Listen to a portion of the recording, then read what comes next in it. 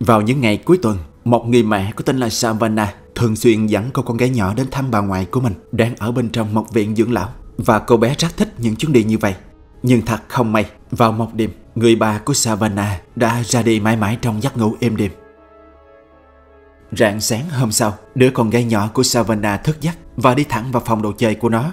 Trong khi vừa chơi, vừa ngồi một mình trong bóng tối, bé còn tự nói chuyện một mình. Điều khiến Savannah bối rối là khi càng lắng nghe kỹ, cô lại càng hoang mang hơn, vì như thể đứa con gái cô đang thật sự trò chuyện với một ai đó. Xem nha.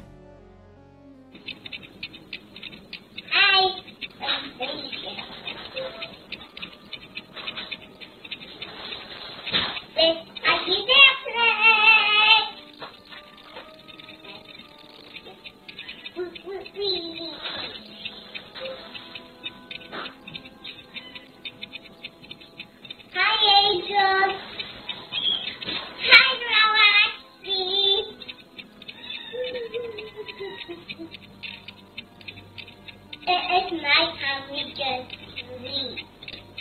And you want to do so now. For a pizza. Remember?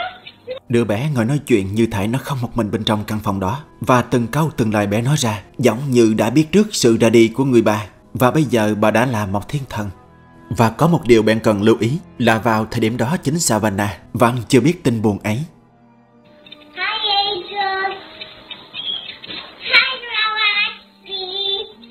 Mặc dù không có gì để chứng minh lời con gái nói là thật, nhưng khi nghe bé nói rằng bà đã được trở về với Chúa, tâm trạng của Savannah cũng được an ủi phần nào. Duy chỉ có một điều khiến cô vô cùng khó hiểu, đó là vì sao con gái lại biết trước được bà cố đã ra đi, trong khi đến sáng cô mới nhận được tin buồn đó. Để có thể tự mình đưa ra câu trả lời, Savannah đoán ngay khi về với Chúa, bà ngoại của mình đã trở về thăm đứa cháu cố. Tuy nhiên, một số người có suy nghĩ thực tế hơn thì cho rằng rất có thể vào một khoảnh khắc nhất định, não của trẻ nhỏ nói chung và bé gái trong video nói riêng đã tự tạo ra một viễn cảnh. Nói cách khác, hiện tượng này còn được gọi là trí tưởng tượng chủ động của trẻ nhỏ, có thể khiến các em nói những điều không có thật nhưng lại trùng hợp với thực tế. Nên từ góc nhìn của người thứ ba, mọi chuyện mới trở nên kỳ lạ như vậy. Với họ, những người hoài nghi những gì bé nói nhiều khả năng là sự trùng hợp hoặc chỉ là sản phẩm của trí tưởng tượng trẻ con mà thôi, chứ không hẳn là bằng chứng cho thấy một cuộc viếng thăm thật sự. Nhưng cũng có không ít người cho rằng trẻ con cực kỳ nhạy cảm với những hiện tượng lạ. Chúng có thể cảm nhận được những việc mà người lớn không thể. Nếu áp dụng vào trường hợp này thì có vẻ hợp lý. Họ càng tin hơn những gì diễn ra trong cuộc sống luôn có nguyên nhân. Bởi cuộc trò chuyện kỳ lạ lúc gần sáng kia đã diễn ra ngay sau khi bà ngoại của Savannah ra đi. Nhưng con bạn nghĩ sao? Những gì con gái của Savannah nói chỉ là sản phẩm của trí tưởng tượng? Hay đoạn video an ninh này còn ẩn chứa điều gì bí ẩn hơn?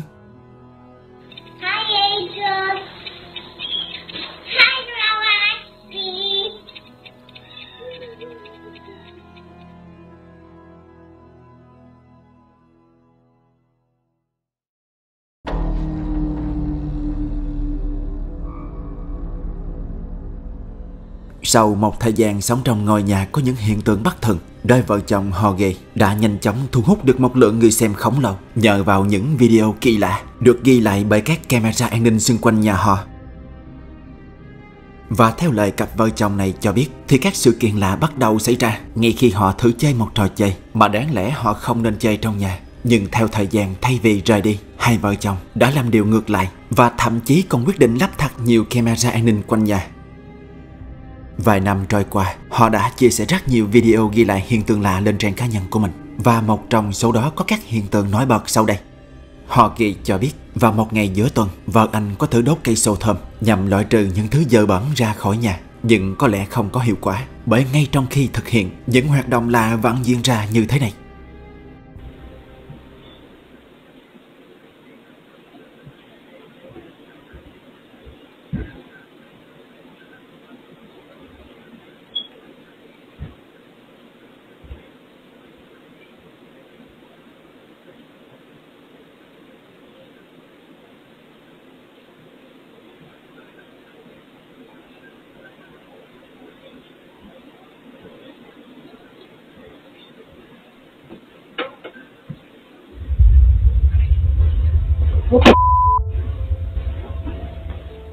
Fuck no.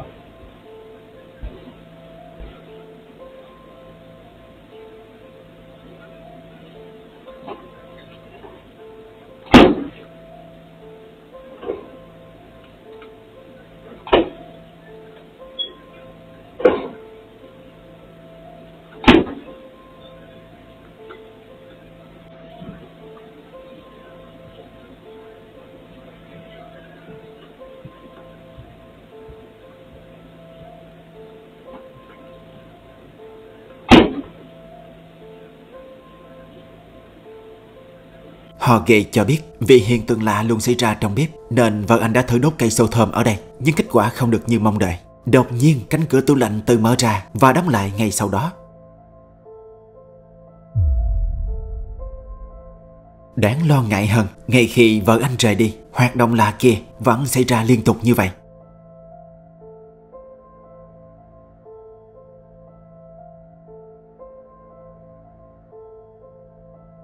Vào một đêm nọ, một góc quầy khác trong bếp đã bắt được điều kỳ lạ hơn trước.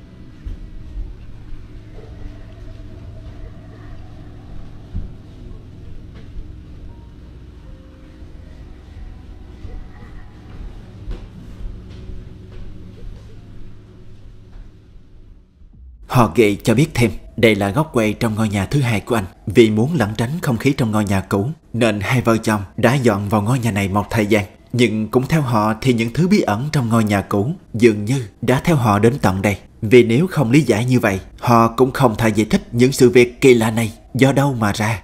Đầu tiên, trước khi các hoạt động lạ diễn ra, trong bếp đã bắt đầu xuất hiện những cái bóng mờ di chuyển qua lại.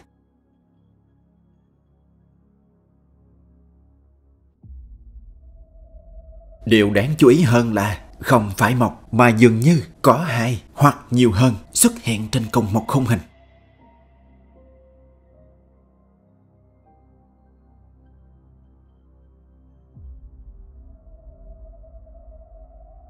Giống như những cái bóng kia đã tạo ra các hoạt động không thể giải thích đó vậy.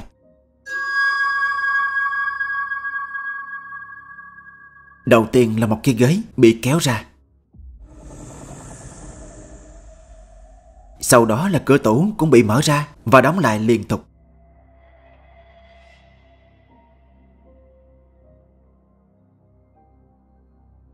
Đến việc cái bếp ga được mở lên một cách bất thường.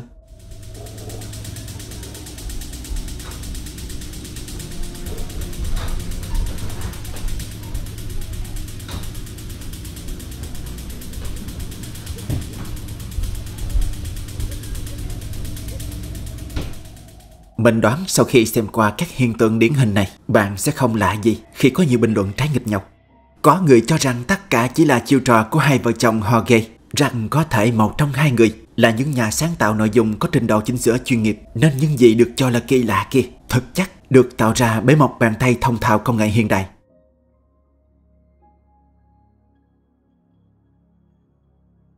Tuy nhiên không phải ai cũng cho rằng những sự việc trên đều là giả tạo, bởi với một số người nói rằng họ tin các sự kiện đang xảy ra với gia đình Jorge có thể là thật, vì chính họ đã từng trải qua những điều tương tự. Tuy không giống hệt tuyệt đối, nhưng việc các cánh cửa tự mở, đồ vật tự di chuyển và rơi rớt thì họ đã được chứng kiến. Họ nói người chưa gặp luôn cứng rắn, nhưng khi nó bất ngờ xảy ra trước mắt thì có lẽ thái độ của những người đó sẽ khác. Riêng bạn thì sao? Bạn có nghĩ sau cùng tất cả những gì xảy ra chỉ là trò dàn dựng tinh vi không? Hay trong thời gian thực, những hiện tượng lạ đó thật sự đã xảy ra đúng như vậy? Bạn nghĩ sao?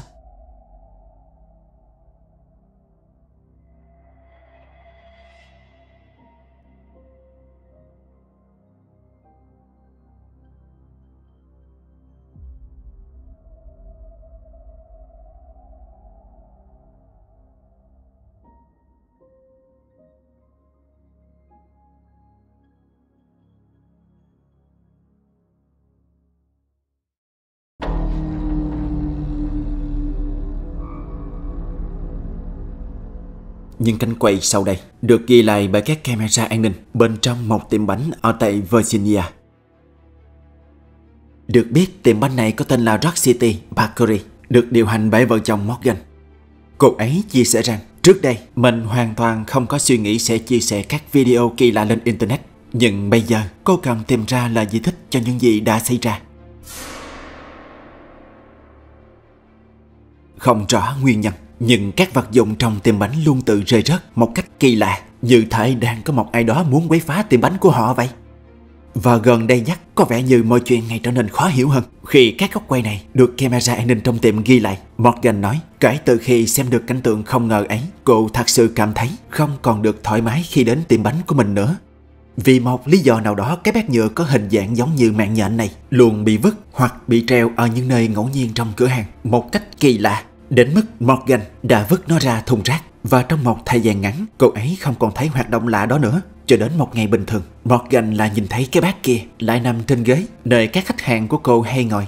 Ban đầu cô chỉ nghĩ rằng ai đó đã mang nó vào, nhưng khi kiểm tra camera an ninh để xem chính xác ai đã mang nó trở lại, một lần nữa cô ấy sững người vì điều kỳ lạ không thể giải thích này. Xem nha.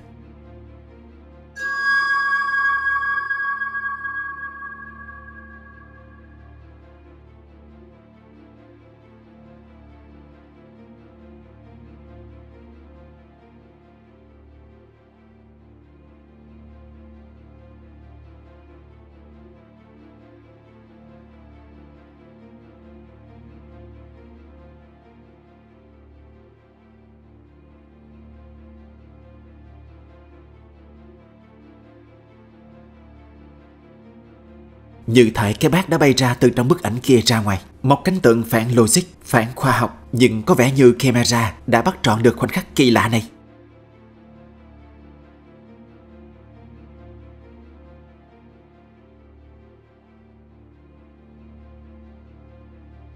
Ban đầu Morgan nghi ngờ có thể do góc quay hoặc nhiều yếu tố khác đã tạo ra cảm giác như thể cái bát bay ra từ trong bức ảnh mà thôi. Nhưng kỳ lạ thay, một sự việc tương tự lại xảy ra khiến cô và các đồng nghiệp càng thêm hoang mang.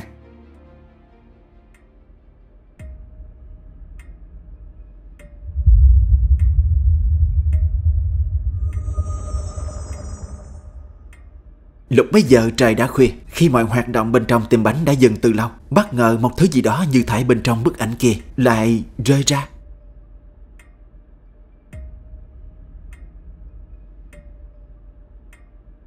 Về sau Morgan cho biết một thứ như thể đã rơi ra từ trong bức tranh kia chính là một lon soda. Đó chỉ là một trong số sự việc khó hiểu điển hình đã từng xảy ra trong tiệm bánh của Morgan. Còn rất nhiều những điều kỳ lạ khác được camera ghi lại mà cho đến nay vẫn chưa có lời giải thích hợp lý nào được đưa ra. Nhưng nếu là bạn thì bạn sẽ giải thích như thế nào về các trường hợp trên? Là do góc quay, lỗi kỹ thuật hoặc là một lý do nào khác? Hay tất cả chỉ là một trò lừa bịp tinh vi? Bạn nghĩ sao?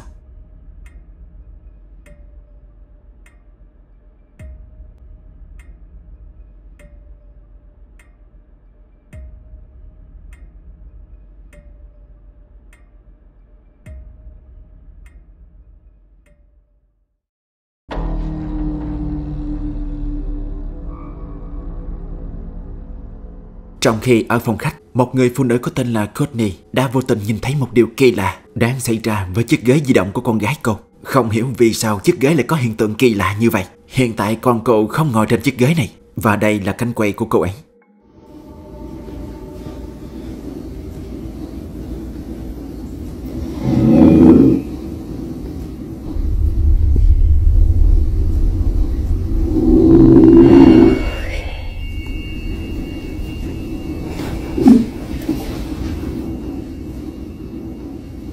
Literally nothing here. My baby is sleeping. Don't have a remote. It just did its own thing.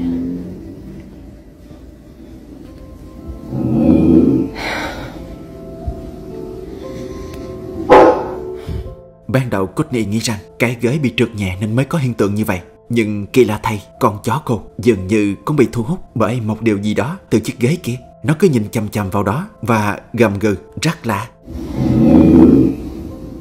Cô còn giải thích thêm chiếc ghế này không hề có chế độ tự rung lắc hay bất cứ điều gì tương tự, nên không thể giải thích rằng nó tự rung lắc.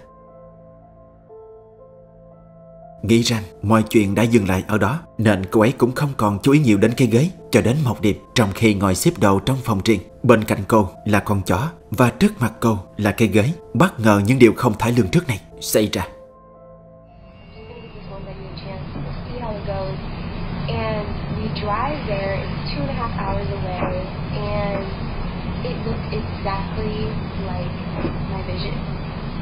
And immediately in my heart, like I cannot explain the feeling in my heart, like it just felt warm, and I'm like, this is it, like this is my vision. And you guys are like, wow, this sounds like such an amazing story. God is good, God is great, He is all the time, but there's more to it. And this is just, wow, looking back, I'm like, God really, He just loves us so much. But so I secured that wedding venue. It's great. Everything's good to go. I signed the papers. I called Drew. He was like in the thick of the PA school at the time, and so he couldn't tour with me. He had a test that day, and I was like, "This is it. This is my vision." And so fast forward to the wedding day. Fast forward to the wedding week. The entire of the wedding, it says it's going to pour down, storm down.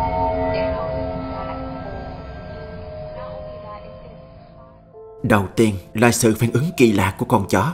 Nó cứ nhìn chăm chăm vào khoảng không và gầm gừ như thể đang cảnh giác cao độ với một ai đó.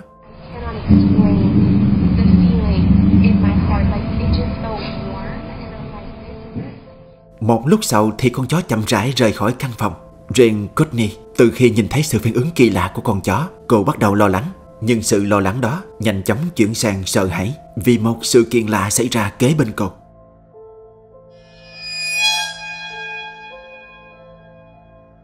Một bình sữa bằng nhựa của con cô đột nhiên tự rơi xuống như vậy. Sự việc xảy ra bất ngờ đến mức đã khiến Courtney đi như chạy, quên cả điện thoại của mình. Tuy video không được rõ ràng về thông tin, nhưng bấy nhiêu sự kỳ lạ đã xảy ra cũng đủ khiến một số người đoán rằng trong nhà của Courtney đang có sự hiện diện của một thứ gì đó khó giải thích. Có thể nó đến từ chiếc ghế di động này. Bên cạnh đó, những người hoài nghi lại có cái nhìn thực tế hơn. Họ cho rằng nếu phân tích kỹ thì có thể chỉ là do nền nhà hơi nghiêng khiến chiếc ghế trượt nhẹ, hay là do một lực tác động nhỏ từ môi trường xung quanh mà Courtney không để ý. Về phản ứng của con chó, có người cho rằng loài chó vốn nhạy cảm với âm thanh và mùi hương, nên việc nó gầm gừ hay nhìn chằm chằm vào một điểm nào đó chưa chắc đã liên quan đến điều gì bí ẩn.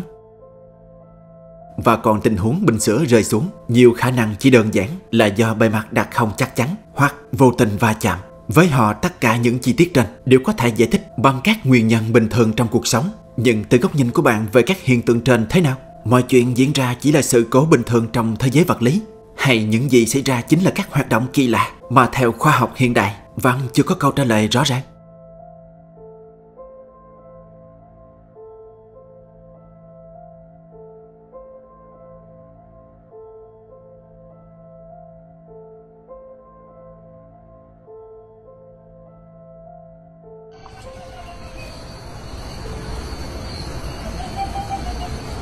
Hey, hey, hey, hey, hey, hey, hey, hey, hey, sit, Allahu Akbar, Allahu Akbar, Subhanallah, Subhanallah, la ilaha illallah, Muhammad Rasulullah. Nếu bạn thấy những phân tích này hữu ích, ngay trên màn hình bên trái là playlist với những video cùng chủ đề. Hãy chọn vào đó để khám phá tiếp. Và đừng quên đăng ký kênh, bật chuông để không bỏ lỡ video mới mỗi tuần. Chúng ta sẽ gặp lại nhau ở video tiếp theo với nhiều dữ liệu kỳ lạ và đáng phân tích hơn nữa.